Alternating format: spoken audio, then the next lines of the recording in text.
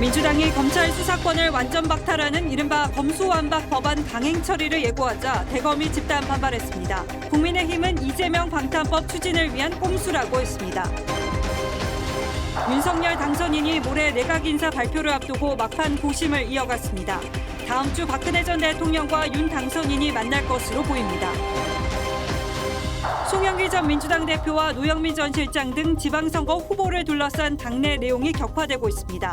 박근혜 전 대통령은 유영하 대구시장 예비 후보를 지지한다는 메시지를 냈습니다. 조난 선박 구조를 위해 투입됐던 해양경찰 헬기가 마라도 해상에서 30초 만에 추락했습니다. 2명이 숨지고 1명이 실종됐습니다. 피팅 모델을 시켜주겠다며 중고등학생을 유인해 성관계를 맺거나 성착취 동영상을 만든 20대 남성이 구속됐습니다. 김부겸 총리가 오미크론 감소세가 확실해지고 있다고 판단했습니다. 다음 주 포스트 오미크론 체계에 대한 발표가 예고됐습니다. 러시아군이 우크라이나 기차역을 폭격했습니다. 피난길에 오른 민간인 30여 명 이상이 숨지고 100여 명이 크게 다쳤습니다. 유엔 인권이사회는 러시아를 퇴출했습니다.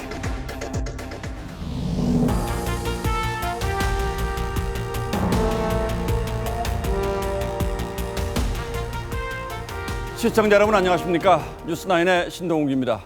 새 정부 출범이 한 달이 앞으로 다가왔는데 국회에서 먼저 전운이 감돌고 있습니다. 민주당이 여야가 바뀌기 전 마지막 임시국회를 앞두고 검수완박, 즉 검찰 수사권을 완전히 박탈하는 법안을 강행 처리할 움직임을 보이자 검찰이 강력하게 반발하고 나섰습니다.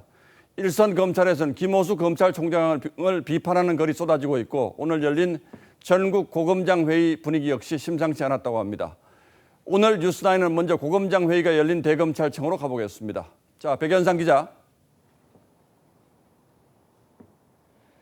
네, 오후 5시부터 시작된 전국 고검장 회의는 조금 전 마무리됐습니다.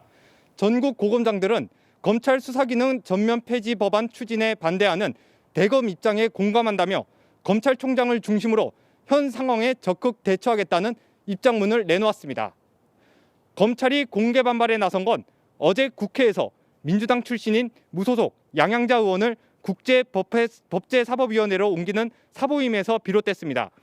법사위 안건 조정위가 법여권 과반 구조로 바뀌면서 민주당 의지대로 안건을 처리할 가능성이 높아졌기 때문입니다. 대검은 오늘 공식 입장을 통해 정치권의 검찰 수사기능 전면 폐지 법안 추진에 반대한다며 국민 불편을 가중시키고 중대범죄 대응 역량 약화를 초래할 것이라고 반발했습니다. 예, 검찰이 이렇게 공개적으로 반발하면 앞으로 파문이 만만치 않을 것 같은데 앞으로 어떻게 될 것 같습니까? 네, 오늘 전국 고검장 회의를 앞두고 지검과 지청별로 검사 회의가 열리는 등 하루 종일 검찰 내부는 술렁이었습니다. 오늘 검찰 내부 게시판엔 형사사법 시스템의 근간을 뒤흔드는 법안도 다수당이 마음만 먹으면 한 달 안에 통과될 수 있다는 비판글이 올라오기도 했습니다. 대구와 인천, 광주, 수원 등 각 지검별로 실체적 진실 발견과 인권 보호에 심각한 문제가 생길 것이라는 입장 발표도 이어졌습니다. 울산, 제주지검도 오는 11일 회의를 열 예정이어서 검찰의 반발은 더욱 거세질 전망입니다. TV조선 백연상입니다. 이렇게 검찰의 공개적인 강력 반발에도 불구하고 검찰 수사권을 완전히 박탈하는 법안을 민주당은 밀어붙일 태세입니다. 법안 강행 처리를 위해서 법사위 여당 의원을 무소속 의원으로 바꾸는 꼼수도 동원했습니다. 야당은 이재명 전 지사에 대한 검찰 수사를 막기 위해 여권이 총동원령을 내렸다며 강하게 비판했습니다. 김아림 기자가 보도합니다.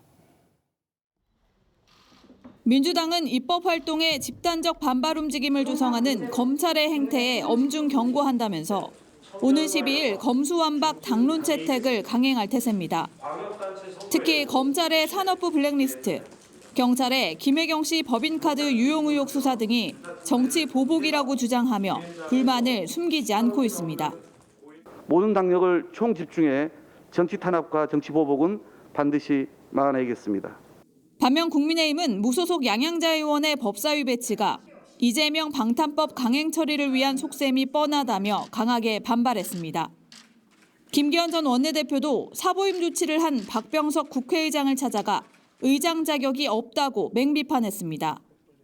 법치주의를 회피하고 이재명 방탄법을 계속 처리하려는 조짐들을 보이고 있기 때문에 우리는 어떤 경우에도 이것을 막아야 되겠다는.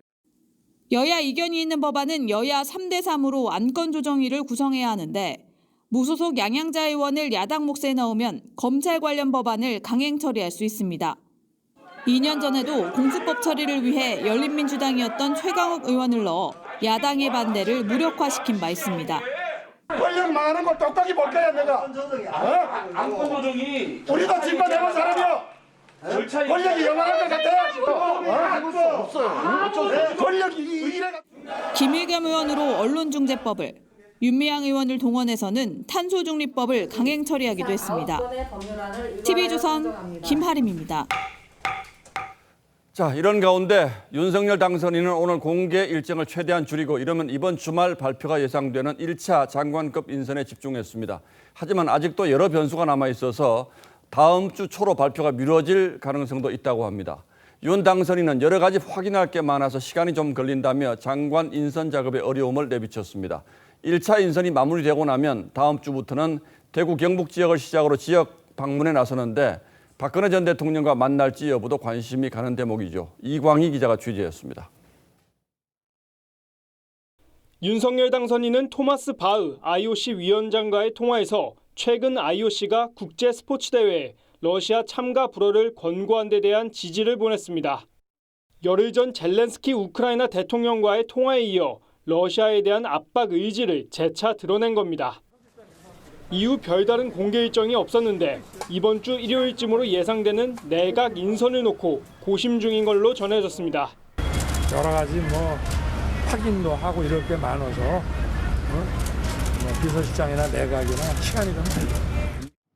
장제원 당선인 비서실장은 최소 7, 8명 규모로 발표해야 하는데 검증 자료 제출에 속도가 더디다며 발표가 미뤄질 가능성도 시사했습니다.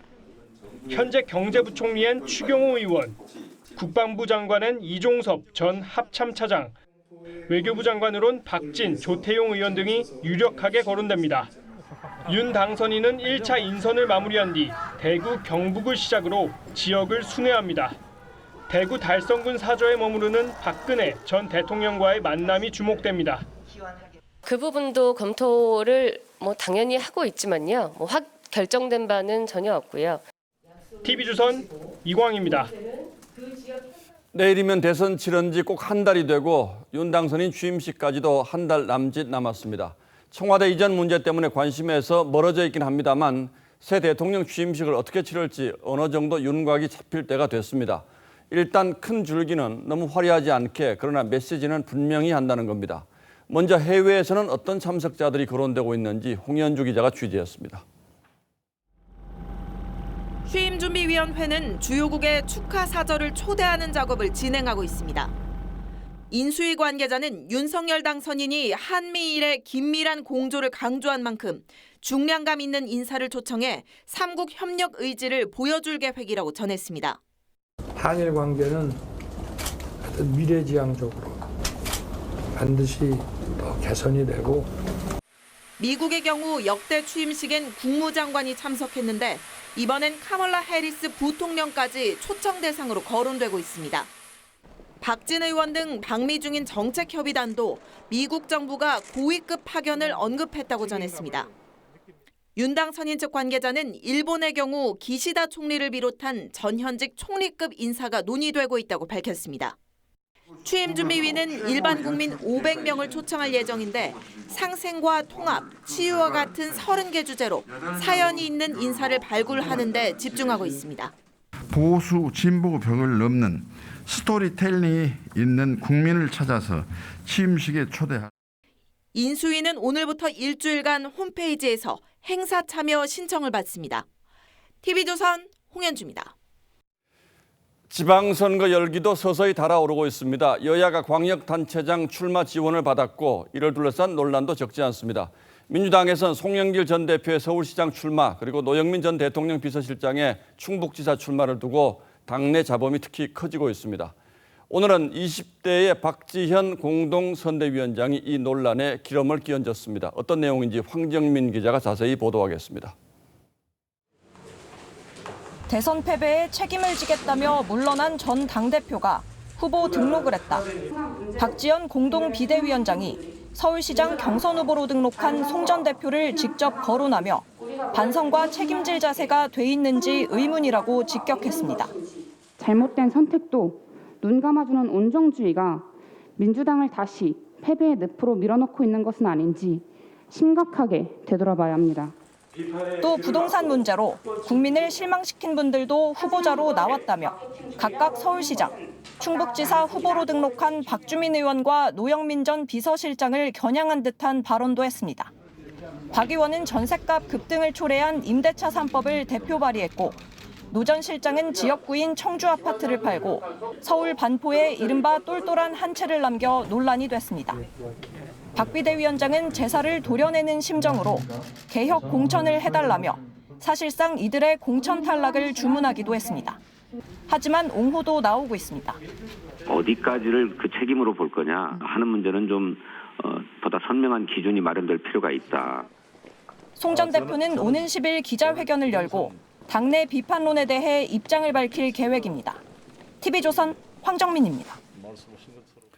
공천 면접이 시작된 국민의힘에선 윤심에 이어서 박심이 또 하나의 변수로 떠오르고 있습니다. 박근혜 전 대통령이 유영하 대구시장 예비후보를 지지해달라며 공개적인 영상 메시지를 냈습니다.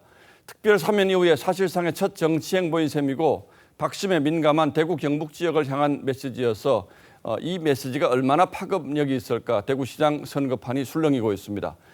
박 전 대통령이 이른바 사저 정치를 시작한 데 대해서 대구시장 출마를 선언한 홍준표 의원은 대놓고 불쾌감을 드러냈고 정치권 모두 촉각을 곤두세우고 있습니다. 박성재 기자가 취재했습니다. 박근혜 전 대통령이 유튜브 동영상을 통해 지난 5년간 가장 힘들고 고통스러웠던 시간을 함께 해줬다며 대구시장 출마를 선언한 유영하 변호사에 대한 지지를 호소했습니다. 제가 이루고 싶었던 꿈은 다 이루지 못하였지만 유 후보가 저를 대신하여 이루어 줄 것으로. 유 변호사가 포함되지 않은 최근 여론조사에선 홍준표 의원이 44%, 김재원 최고위원 18.3%로 1강 1중 구도인데 대구에 거처를 마련한 박 전 대통령의 메시지가 변수로 떠오르게 된 겁니다. 당장 홍 의원은 경선이 전직 대통령 파리로 변질됐다며 상식 밖의 일이라고 비판했습니다.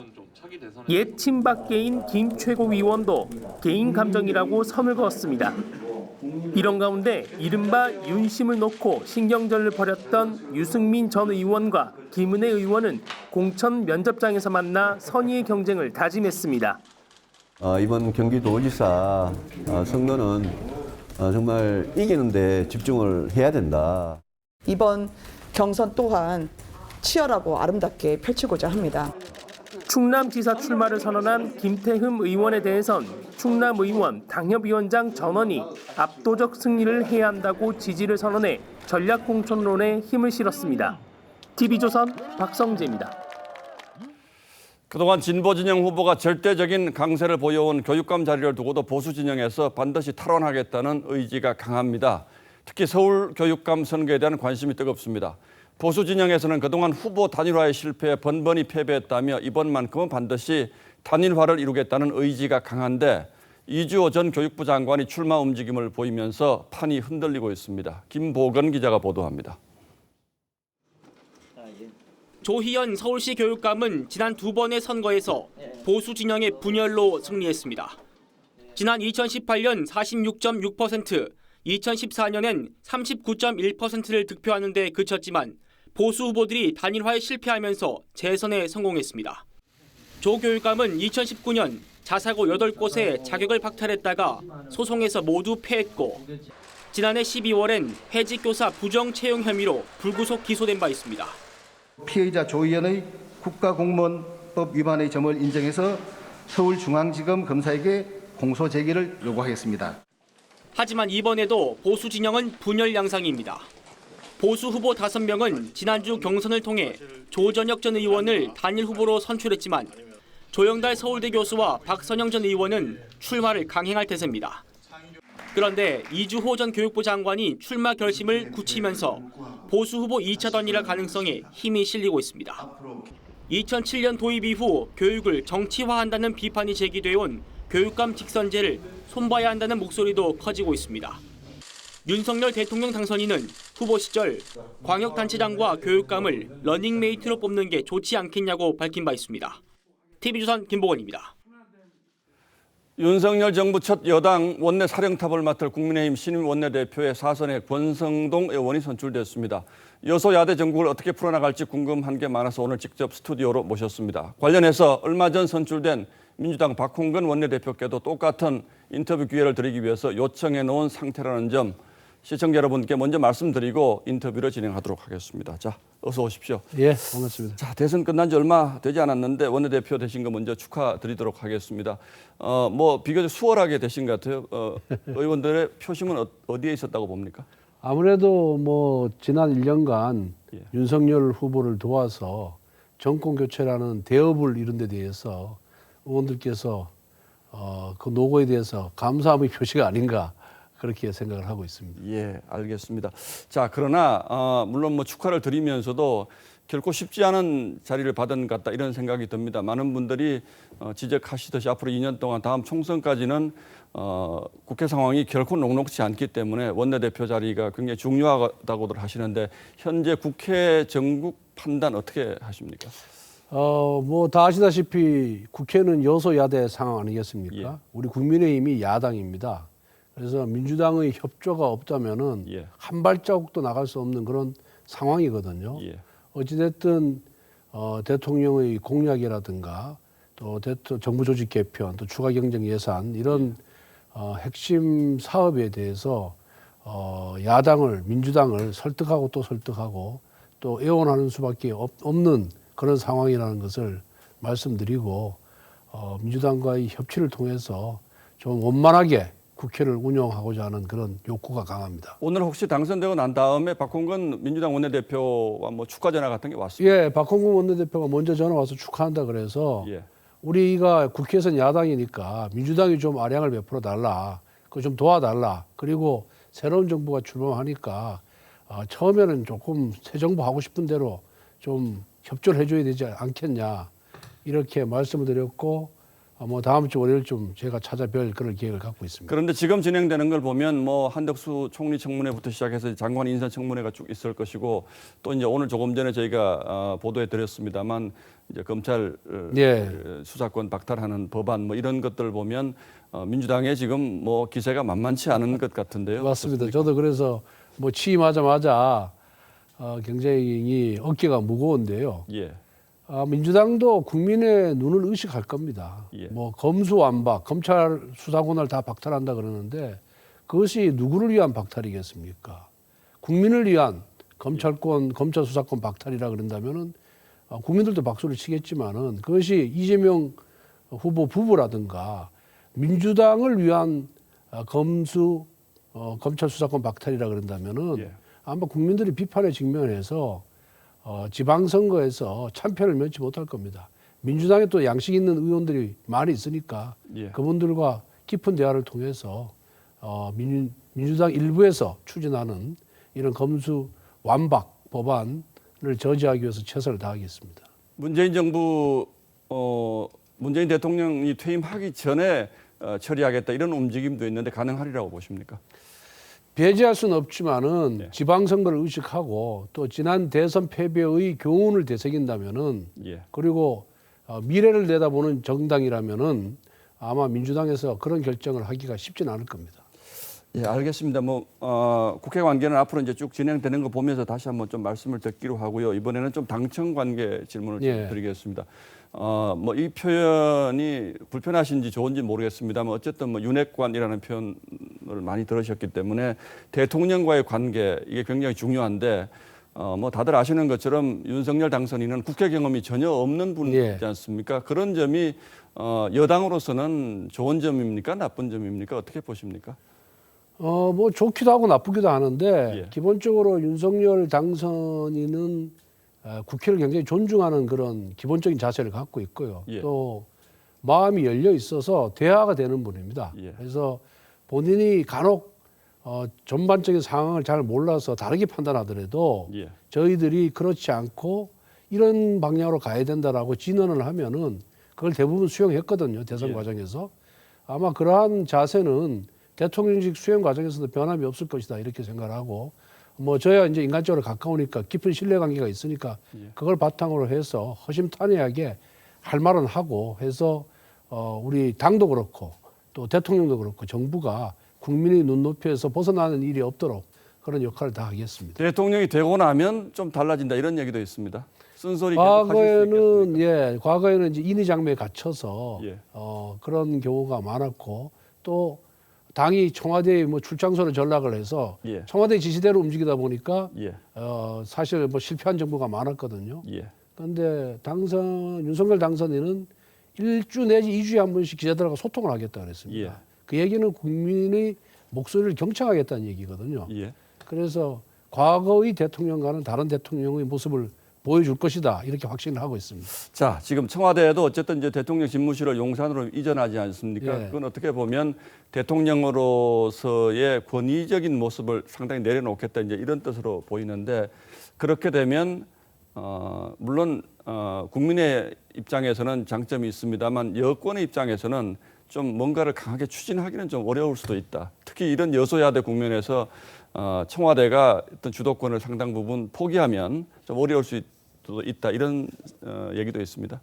글쎄 그 뭐 청와대를 나오겠다는 것은 이제 제왕적 대통령제를 종식하겠다는 그런 의미거든요. 그래서 지금은 이제 과거의 리더십으로는 현재의 대한민국을 이끌어 나갈 수가 없습니다. 이제는 끊임없이 소통하고 국민의 눈높이에 맞춰서 정치를 하는 경우에만 국민을 원하는 방향으로 이끌어 갈 수가 있는 것이거든요. 그런 차원에서 보면은 오히려 청와대를 나와서 소위 오피스 빌딩에서 참모들과 동고동락하면서 업무를 수행하는 것이 오히려 현대가 요구하는 리더십에 맞는 것이 아닌가 저는 그렇게 생각합니다. 알겠습니다. 물론 개인적인 질문 좀 드리겠습니다. 뭐 원내대표가 되셨으니까 앞으로 구상이 있겠습니다만 여소야대 압도적인 여소야대 국면이긴 합니다만 개인적으로 이것만큼은 반드시 좀 야당을 설득해서 추진하고 싶은 법안이라든지 이런 게 있습니까? 우선 그 코로나 장기화로 인해서 많은 피해를 입은 자영업자들을 지원하기 위한 추가 경정 예산안 이거 시급히 처리해야 되고요. 그리고 이 부동산 3법의 폐해로 인해서 부동산 가격 전월세 가격이 폭등을 했거든요. 그리고 재산세도 엄청나게 많이 올라갔습니다. 그래서 이런 부분을 해소하지 않고는 어느 당이든지 간에 국민의 지지를 받기가 어려운 지금 상황입니다. 그래서 이 두 가지는 빠른 시간 내에 해소하고 싶습니다. 공수처는 어떻습니까?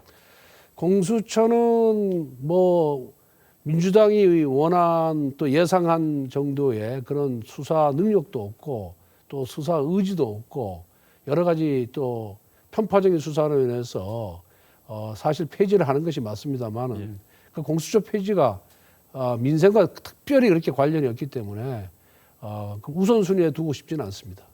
알겠습니다. 오늘은 당선되신 날이니까 인터뷰는 여기까지 하도록 하겠습니다. 고맙습니다. 감사합니다.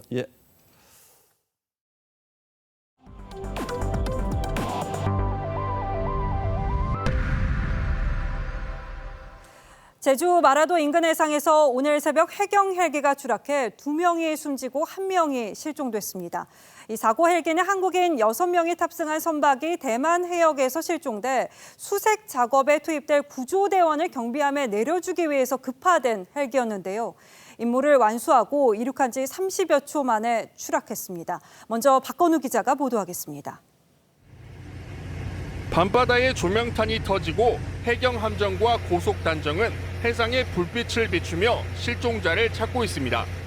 해경 헬기 추락 사고는 오늘 새벽 1시 반쯤 제주 마라도 남서쪽 370km 앞바다에서 일어났습니다.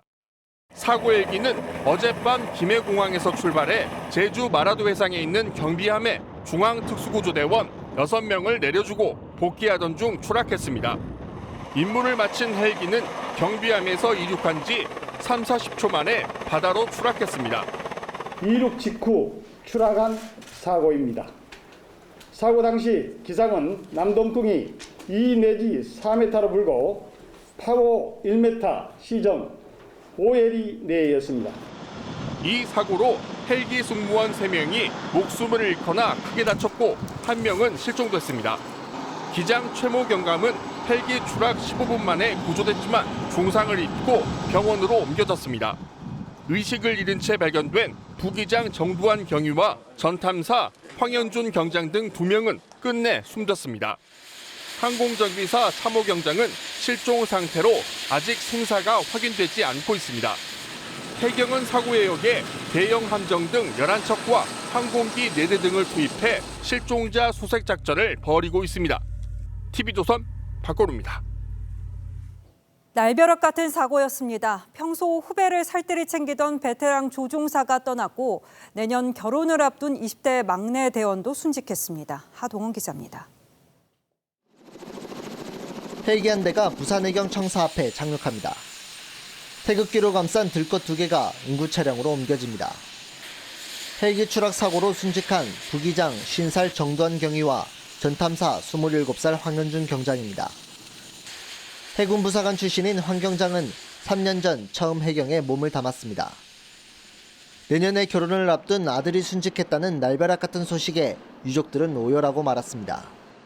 내년에 결혼시키려고 했는데 이런 사고 일어나 버리니까 사람 뭐하지 그냥 아무 생각 없이 또 끙끙 거갖고. 숨진 부기장 정두환 경위는 아내와 대학생 딸, 고교생 아들을 남긴 채 싸늘한 죽음으로 돌아오고 말았습니다. 정 경위는 3,000시간이 넘는 비행 경력과 수많은 구조 현장 경험을 지닌 베테랑 항공수색 조종사였습니다. 소통을 가장 많이 하는 그런 친구입니다. 그래서 저희 직원들 모두가 정두환 경위를 다들 좋아하고. 실종된 정비사 42살 참호 경장은 쉬는 날에도 급히 출근해 정비를 할 정도로 업무에 열정적이었습니다. 임무수행 중 벌어진 불의의 사고 소식에 가족과 동료들은 할 말을 잃은 채 깊은 슬픔에 빠지고 말았습니다. TV조선 하동훈입니다. 코로나 하루 확진자가 20만 명대로 집계됐습니다. 이 3주 만에 절반 수준으로 떨어진 만큼 정부는 감소세에 들어섰다고 진단했습니다.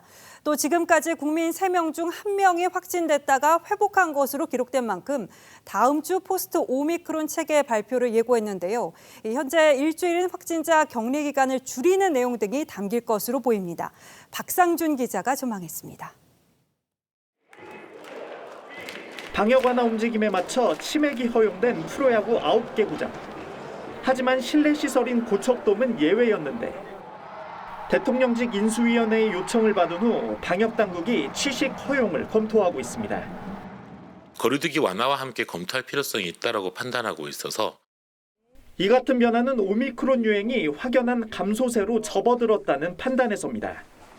3월 셋째 주 40만 명에 달했던 주간 일평균 환자는 이번 주 들어 절반 수준인 22만 명까지 떨어졌습니다. 2, 3주 후엔 하루 환자가 10만 명대 수준으로 떨어질 것이란 전망도 나왔습니다. 이에 따라 가동률이 18.4%로 떨어진 생활치료센터를 축소하고 장기적으로는 폐지를 검토할 예정입니다. 3분의 2가 비어있는 전담병원의 중등증 병상 7천여 개도 줄이기로 했습니다. 일상 의료로 시동을 거는 겁니다. 방역, 의료 체계의 지속 가능성을 높이는 한편 사회적 부담은 줄여 나가야 하겠습니다. 포스트 오미크론 체계에 필수적인 감염병 등급 조정도 검토 중입니다. 이에 따라 현행 7일인 격리 기간이 줄어들거나 격리 의무가 아예 해제될 수도 있습니다. 정부는 다음 주에 영업 제한 폐지 여부 등 거리두기 조정안과 함께 포스트 오미크론 체계를 발표하겠다고 밝혔습니다. TV조선 박상준입니다. 이렇게 코로나 감소세가 나타나면서 저녁 모임이 늘고 있죠. 대리운전 부른 분들은 크게 오른 요금에 깜짝 놀라셨을 텐데요. 물가에 이어서 서비스 요금까지 전방위로 오르고 있습니다. 이유경 기자입니다. 거래처와 저녁 식사 등으로 한 달에 6번 정도 대리운전을 이용하는 고경철 씨. 요새 대리운전 요금은 부르는 게 값입니다. 서울 이동하는 게 2만 원 정도에 이동할 수 있었는데 코로나 시작되고 난 다음에는 3만 원 정도 나오게 있습니다. 이게 영업시간 끝나는 시간 정도 되면 기본적으로 30분 정도는 기다려야 되고 영업시간 제한으로 대리운전 호출이 저녁 9시에서 10시에 몰리는 데다 결제가 안 돼서 전화드렸어요, 사장님. 그럼 5,000원만 올려볼까요, 사장님? 저녁 모임이 줄면서 수입이 뚝 끊긴 대리운전 기사들이 다른 직종으로 빠져나가 기사 수가 줄어든 탓입니다. 1시간 또는 2시간에 콜이 다 몰려 나가다 보니까 처리가 안 되는 거죠. 기사님들은 한정이 돼 있고 수익은 거의 반의 반 수준으로 떨어져 버리는 경우. 대리운전비뿐 아니라 이사철 등을 앞두고 인테리어 시공기사 비용도 하루 12만 원에서 17만 원 정도로 올랐고 세차비와 학원비, 아파트 관리비 등 일상생활에 드는 비용도 줄줄이 올랐습니다. 지난달 개인 서비스 물가는 4.4% 증가해 전체 물가 상승률 4.1%를 웃돌았습니다. 한 3개월, 5개월 정도는 물가가 조금씩 더 올라갈 가능성이 있다. 그 다음에 어떻게 될 거냐 하는 거는 물가 정책을 강력하게 쓰는가. 우크라이나 사태로 인한 곡물, 유가 인상에 이어 서비스 요금까지 오르고 있어 가계 부담은 날로 커지고 있습니다. TV조선 이유경입니다. 인터넷 쇼핑몰 피팅 모델을 시켜주겠다면서 중고생들을 유인해서 성관계를 맺고 성착취 동영상을 만든 20대가 붙잡혔습니다. 평범한 직장인으로 이중 생활을 해온 것으로 드러났습니다. 차순우 기자의 단독 보도입니다. 중고생을 유인해 성착취물을 만들다 경찰에 덜미가 잡힌 27살 이모 씨. 경찰이 압수한 이 씨 휴대전화엔 피해 중고생을 상대로 저지른 성착취범행 영상과 사진 320여 건이 담겨 있었습니다. 8년간 해외 유학 생활을 했던 이 씨는 직장에선 범행 장면 속 모습과 정반대였습니다.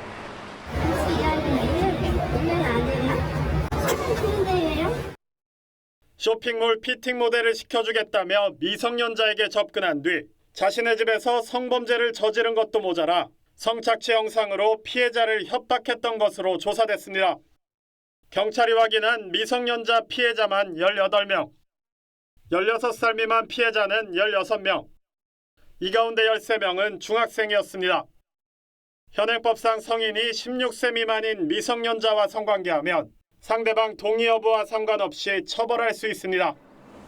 이 씨는 경찰에 나이가 어린 것은 알았지만 합의된 성관계였다고 주장한 것으로 알려졌습니다. 미성년자 의제 강간죄는 상대방이 미성년자라는 것만 알고 있으면 성립을 합니다. 경찰은 이 씨를 성폭력 처벌법 위반 등의 혐의로 구속하고 또 다른 피해자는 없는지 확인하고 있습니다. TV조선 차순우입니다. 임대차 3법 현주소 연속 기획으로 짚어봅니다. 이 대통령 인수위는 시장 안정을 이유로 임대차법 폐지 혹은 축소를 언급했는데요. 임대차 3법은 오는 8월 도입 2년이 되죠. 서울 전셋값은 최근 2년간 23.8% 폭등한 것으로 집계됐습니다. 임대차 3법이 가격 상승을 부추긴 요인 중 하나라는 점은 부인할 수 없어 보입니다. 현장에서 나오는 평가는 지선우 기자가 들어봤습니다. 경기도 고양시의 한 아파트 단지 21층 전세 물건이 지난달 5일 3억 7,800만 원에 재계약됐습니다. 반면 6층 신규 계약은 5억 원, 일주일 만에 32%나 더 높은 가격에 계약된 겁니다. 8월부터는 갱신권 만기된 물건들이 본격적으로 나오기 시작해서 그동안 오르지 못한 금액이 반영돼서 높은 금액으로 거래될 가능성이. 이대로라면 임대차법 시행 이후 이미 27% 넘게 오른 전셋값이 다시 폭등할 것이라는 분석입니다. 정부 여당은 전셋값 급등은 유동성 탓이라며 임대차법 홍보에 여념이 없지만 계약갱신율이 70%에 이르고 있고요. 서울의 100대 아파트 같은 경우에는 78%까지. 전문가들은 주택 공급이 부족한 상태에서 섣불리 법을 시행한 것은 잘못이라고 지적합니다. 여기다 투기를 막는다는 이유로 실거주 요건을 강화하거나 민간 임대사업자 제도를 축소한 것도 패착으로 꼽힙니다. 신혼부부 등 신규 수요는 꾸준한 상황에서 다주택자 규제로 민간 임대가 줄고 임대차법으로 시장의 물량이 나오는 주기가 2년에서 4년으로 증가하면서 물량 부족이 가중된. 공급의 마지막 보루인 공공임대 비중도 주요 선진국에 비해서는 낮은 수준. 이미 건설된 임대 아파트도 낮은 질 때문에 실수요자들에게 외면당하고 있는 게 현실입니다. 이런 상황에서 서울은 앞으로 2년간 입주 물량 부족이 이어질 거란 전망이어서 올가을 극심한 전세 대란이 재현될 거란 우려가 고개를 들고 있습니다. TV조선 지선호입니다. 예, 다음 뉴스입니다. 러시아군이 이번에는 피난민이 꽉 들어찬 기차역을 폭격했습니다. 지금까지만 최소 130명이 죽거나 다치는 걸로 알려졌는데 사상자는 더 늘 걸로 보입니다. 작정하고 민간인 사살에 나선 러시아군의 무전 내용도 공개됐습니다. 마치 사냥이라도 하듯 민간인을 골라서 사살하고 있는 러시아군의 만행에 전 세계가 분노하고 있습니다. 유혜림 기자입니다. 기차역이 아수라장이 됐습니다. 러시아군이 로켓 2발을 쐈습니다. 기차를 타러 온 피난민들이 참변을 당했습니다. 최소 130명이 죽거나 다쳤습니다. 역사적으로 의미 있는 건물도 예외가 아닙니다. 차이콥스키가 첫 관현악 작품 폭풍을 만든 별장도 폭격당했습니다. А що, одна тільки що про це мова? Злость, ненависть, саме перше. 숨진 주인 곁을 반려견들만 애처롭게 지킵니다. А он открыл дверь, чтобы не выбивали. Он открыл дверь, и его этим прикладом убили. 독일 정보국은 감청 보고서에서 러시아군이 작심하고 민간인을 사살했다고 밝혔습니다. 러시아 병사가 민간인 2명이 탄 차량을 확인했다고 보고하자 상급자는 모두 사살하라고 지시했습니다. 자전거를 탄 민간인에게 발포하라는 내용도 담겼습니다. 의료시설도 가리지 않습니다. WHO has verified 103 incidents of attacks on healthcare, with 73 people killed and 51 injured. 우크라이나는 러시아군이 돈바스를 장악한 뒤 다시 키이우를 공격할 거라며 더 많은 무기를 지원해달라고 호소했습니다. TV조선 유혜림입니다.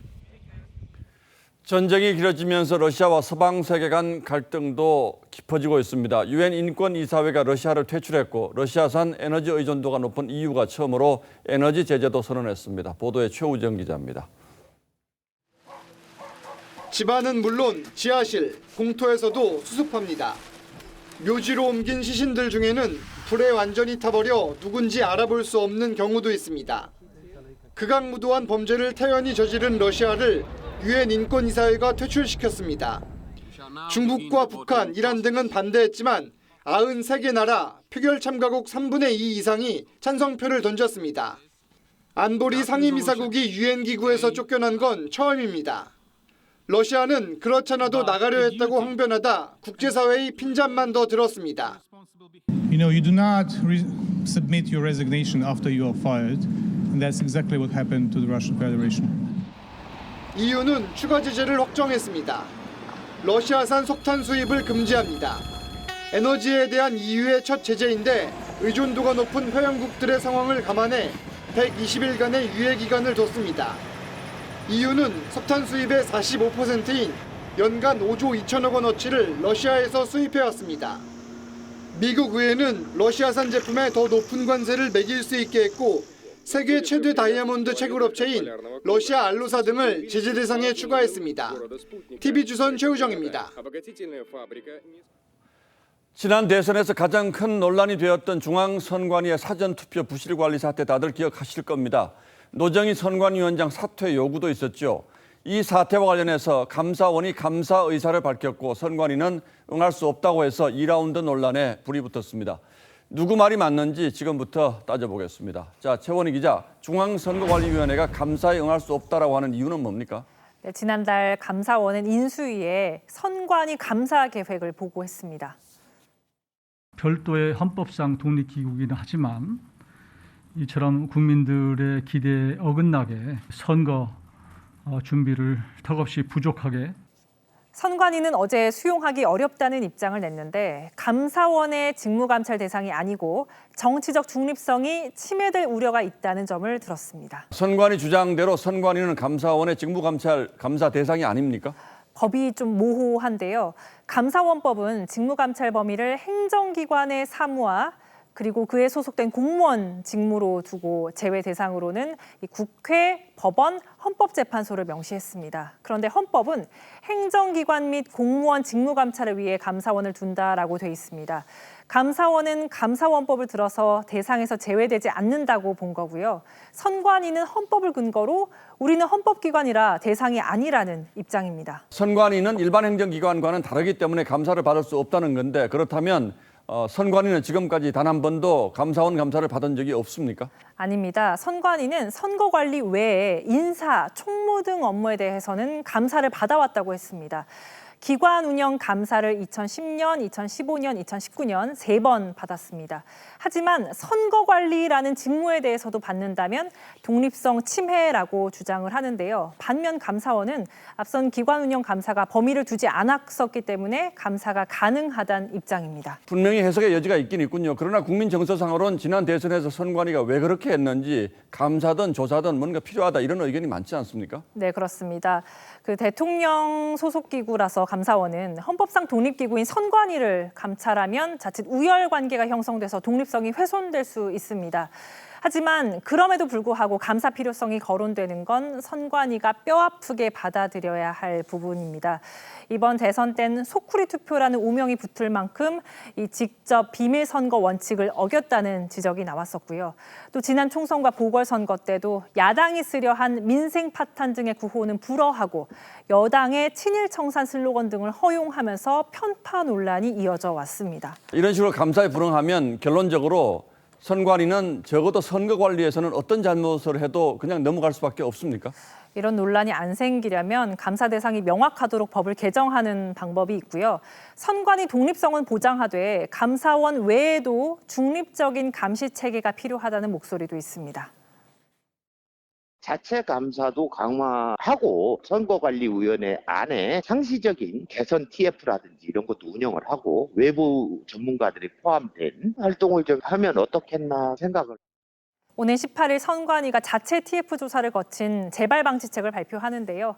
셀프 쇄신 책에 수긍할 만한 내용이 담길지도 지켜볼 일입니다. 예, 알겠습니다. 잘못한 게 분명한데 형식 논리를 내세워서 무조건 감사받을 수 없다. 이렇게 되면 국민들이 화를 낼 겁니다. 예, 최원희 기자 잘 들었습니다.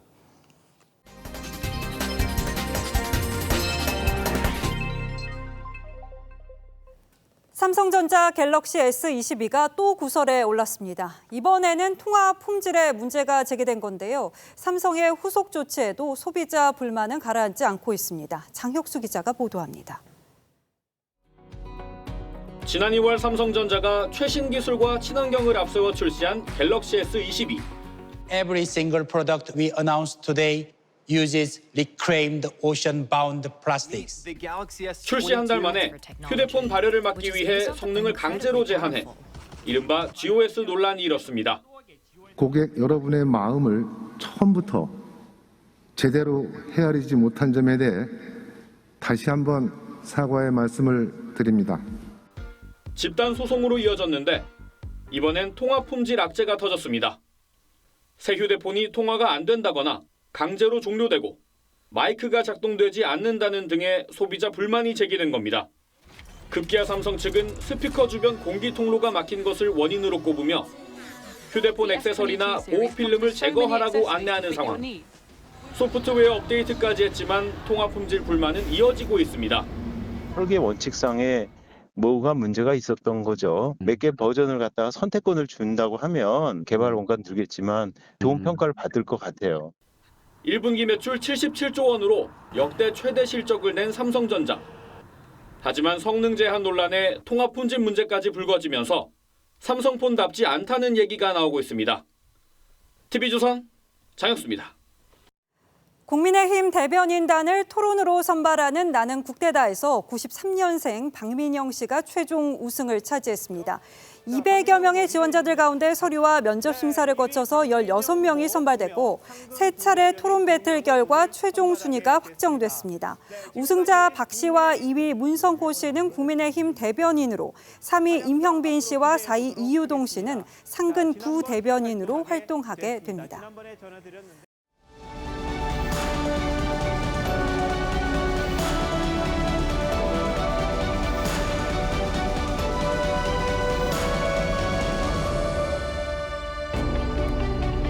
시인의 남편은 유별납니다. 애써 사준 도시락을 가끔씩 산에 놓아둡니다.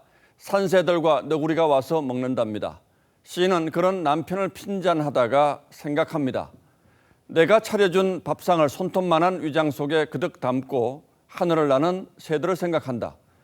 내가 해준 밥이 날개죽지 근육이 되고 새끼들 적실 너구리젖이 된다는 생각이 밤물처럼 번진다. 반지는 지금도 없잖아요. 홍보해. 필요 없어.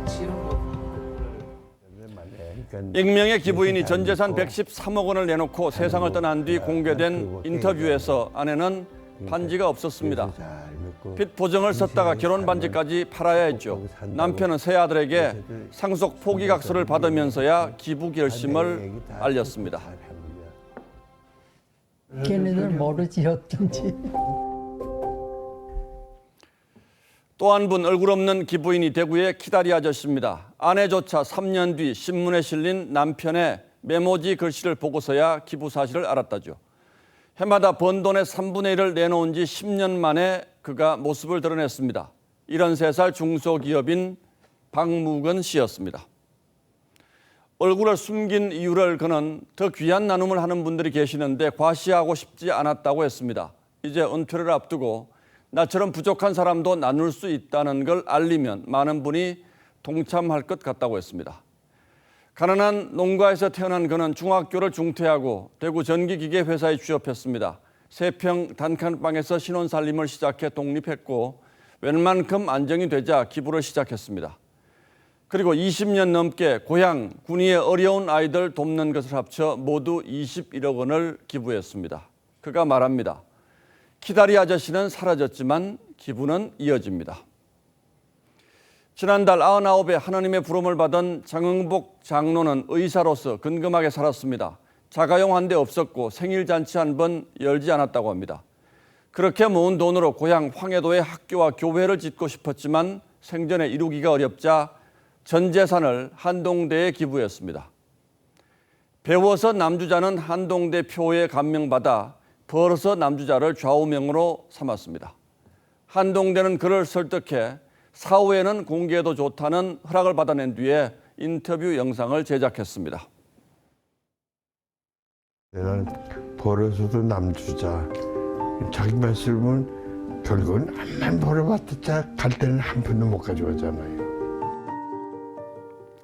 두 키다리 아저씨가 부은 마중물은 나눔과 베품의 큰 강물로 흘러서 세상을 따스하고 촉촉하게 적셔줄 겁니다. 4월 8일 앵커의 시선은 벌어서 남주자였습니다.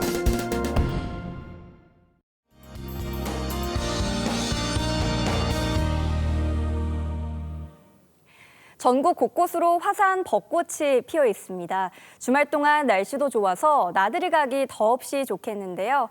여의도 벚꽃길도 3년 만에 이렇게 개방하게 됐습니다. 낮에는 반소매 옷차림도 좋겠습니다. 대부분 지역이 20도 이상으로 오르겠는데요. 특히 일요일에는 서울이 24도까지 치솟겠습니다. 5월 하순의 날씨로 다소 덥겠고요. 30도 가까이 오르는 곳도 있겠습니다. 내일 강릉의 낮 기온은 28도, 대구는 27도를 보이겠습니다.